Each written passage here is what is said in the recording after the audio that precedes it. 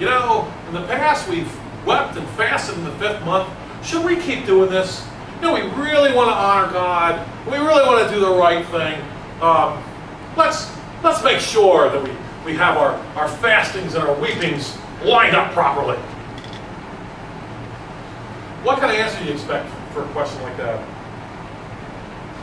Then the word of the Lord of hosts came to me. This is Zechariah saying, interesting, no word comes to the priests with their irrelevant question, but it comes to Zechariah saying, say to all the people of the land and to the priests, when you fasted in more than the 5th and 7th month during these 70 years, did you really fast for me? For me, when you eat and when you drink, do you not eat and drink for yourselves? Should you not have obeyed the words of the Lord proclaimed through the former prophets when Jerusalem and the cities around were inhabited and prosperous, and the south and the lowland were inhabited? And the word of the Lord came to Zechariah saying, thus says the Lord of hosts, execute justice, show mercy and compassion, everyone to his brother. Do not oppress the widow or the fatherless, the alien or the poor. Let none of you plan evil in his heart against his brother. But they refused to heed, shrugged their shoulders, and stopped their ears so that they could not hear. Yes, they made their hearts like flint, refusing to hear the law and the words which the Lord of hosts had sent by his Spirit through the former prophets.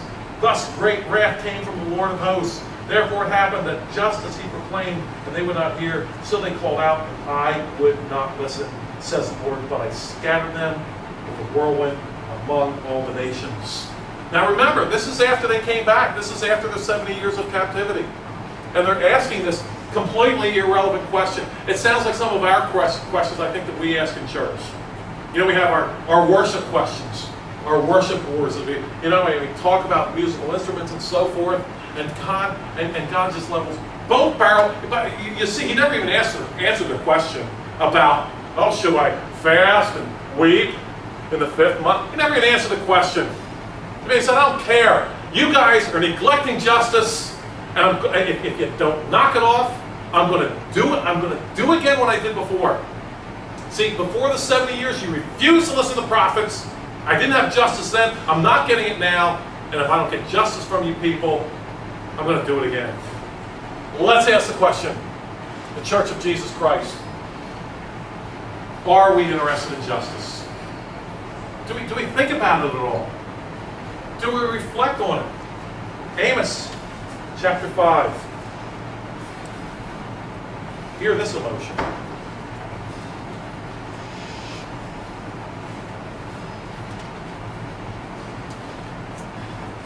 I hate, I despise your feast days, 5:21, and I do not savor your sacred assemblies. Though you offer me burnt offerings and your grain offerings, I will not accept them, nor will I regard your fattened peace offerings. Take away from me the noise of your songs, for I will not hear the melody of your stringed instruments. Wait a minute. It sounds to me like a lot of worship's going on. It sounds like God should be pleased. Look at what we've got going here. We've got fat peace offerings. We've got all kinds of great singing and music going on. God should really be pleased, and God says, I hate it. I cannot stand you people with your sacred assemblies. How do you fix it? But let justice run down like water and righteousness like a mighty stream. Did you offer me sacrifices and offerings in the wilderness 40 years, O house of Israel? Yes, you carried Succoth your king and Shean your gods, God and the star of your gods, which you made for yourselves. Therefore I will send you away into captivity. You worshipped other gods, and then you denied my people justice. See, this is a critical point here. We tend to think that our children are our own, that our churches are our own. But you know what? If we deny God's people, it's God's people we're denying justice to. It's His people. That's what God said there in Malachi. He said, look, he said, I hate divorce. I'm upset at you people because you're denying me a godly seed. And you have no right to deny me a godly seed. That seed is mine. And you're taking it away from me. You think it's yours, it's not. It belongs to me. Constantly, throughout Isaiah and Jeremiah, God comes down on the prophets and the priests and the pastors and saying, you guys are messing with my flock. Don't forget, it's my flock. It's not your flock. It's not your church. It's not your program.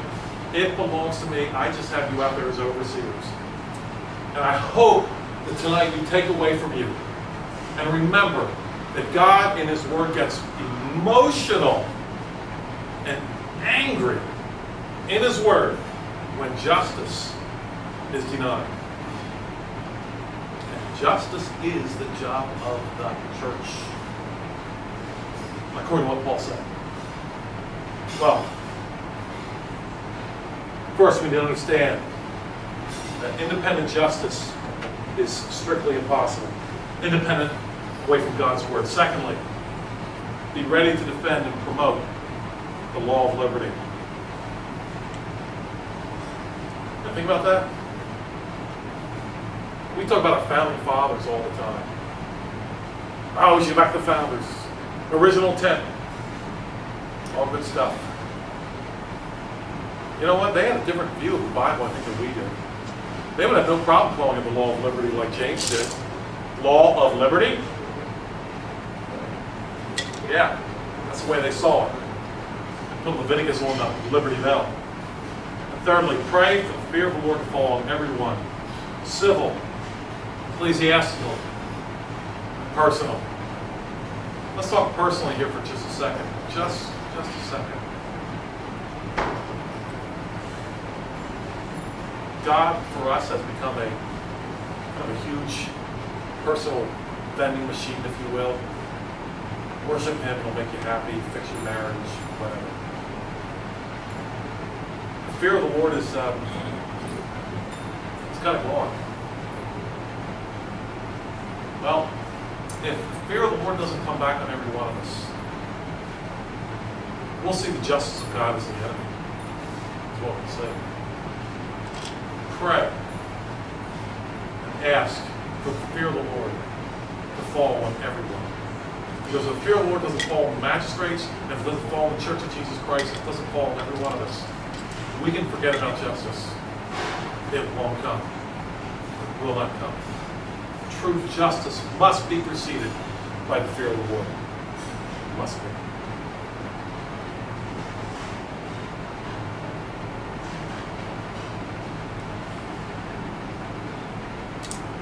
Questions?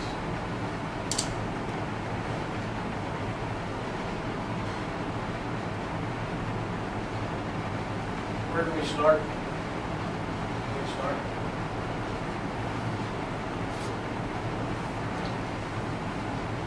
I'd ask this way. First of all, to us men, how are we doing in our own families? How are we doing? Because if we can't do it there, we're not going to do it really anywhere else. Because this isn't like God's word and His ways are not like God's word 101. We're going to do this in a semester, and then that'll be that. It has to be something that's lived out.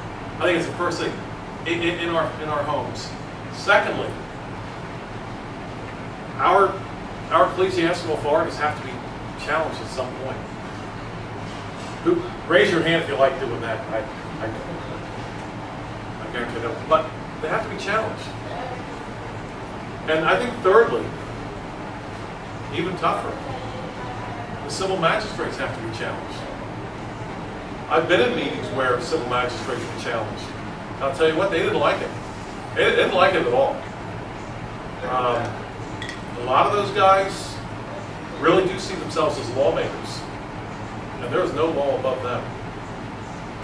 The reason why I say what I'm saying is I believe that the Old Testament prophets, if you will, constantly challenge anyone who would listen.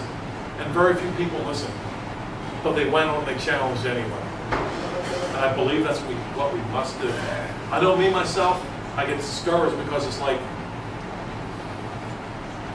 I was listening to sound irrelevant. Well, what could be more irrelevant than a voice crying in the wilderness? Right? You ever think about that, John? A voice crying in the wilderness? Oh my word. Talk about someone you could dismiss. God, in the wilderness?